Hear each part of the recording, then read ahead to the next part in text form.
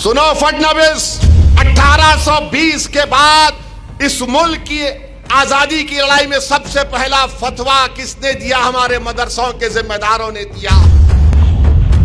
फडणवीस, जब तुम्हारे बुजुर्ग नहीं थे, अंग्रेजों से लड़ने का तरीका हमने देश को सिखाया। देवेंद्र फडणवीस, तुम बार बार जिहाद जिहाद बोलते। सुनो फडणवीस, तुम्हारा हीरो जेल में बैठकर अंग्रेजों को लव लेटर लिख रहा था। हमारे उलमाए किराम माल्टा की जेल में और जेल के मैदान में मौलाना हुसैन अहमद मदनी, मौलाना महमूद उल हसन अंग्रेजों के सामने झुके नहीं, सीना तान कर खड़े हो गए।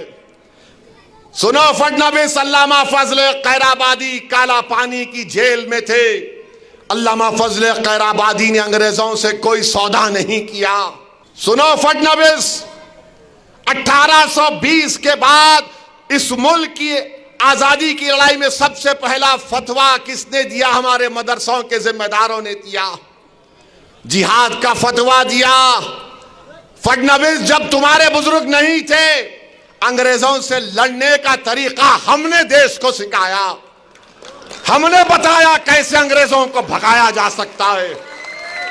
तारीख गवाह है कि दिल्ली की जामा मस्जिद से लेकर वो जो पंजाब का पाकिस्तान का बॉर्डर है मौजूदा, उन झाड़ों और पेड़ों पर हमारे उलमाए किराम की लाशें फकर से लटक रही थी।